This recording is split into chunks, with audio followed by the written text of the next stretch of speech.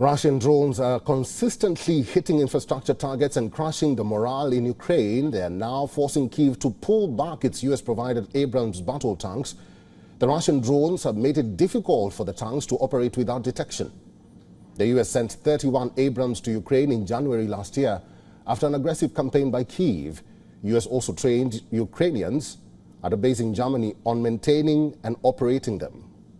The tanks cost about $10 million apiece. Ukraine argued that they were vital to breach Russian lines, but the battlefield has changed substantially since then.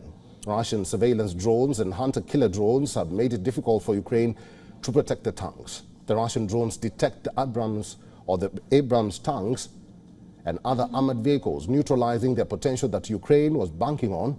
5 of the 31 tanks have already succumbed to Russian attacks. In fact, a senior US defense official has said there is no open ground to drive across without fear of detection.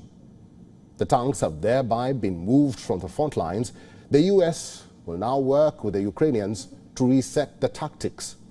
The war has turned into a grinding battle of attrition, with each side trying to exhaust its enemy's resources. Moscow is banking on drones to destroy the tanks, as many air defense systems are not optimized to shoot them.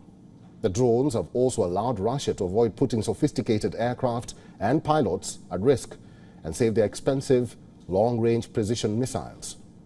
As Russian attacks continue to threaten Ukrainian defenses, Ukrainian President Volodymyr Zelensky has yet again called for additional air defense systems to be sent to Kyiv. Zelensky added that a pause in the US funding helped Moscow to seize the initiative. The Pentagon has now agreed to provide Ukraine with an additional Patriot missile. This year, Russian jets has already used more than 9,000 guided aerial bombs against Ukraine. And we need the ability to shoot down their combat aircraft so that they do not approach our positions and borders. It is possible.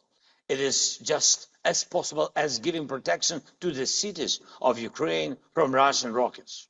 We urgently need Patriot systems and missiles for them.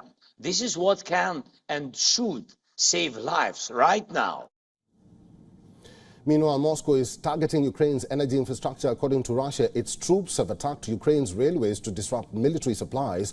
Among other targets, they attacked Ukrainian military trains, anti-artillery radars, and unmanned aerial vehicle control points. Russia also pounded the energy infrastructure in western and central Ukraine. Due to the escalation of Russian strikes, Poland and other NATO allies have scrambled aircraft to be combat ready. An advisory has been issued stating that residents in the southeastern part of the country could experience high noise levels. For all the latest news, download the WION app and subscribe to our YouTube channel.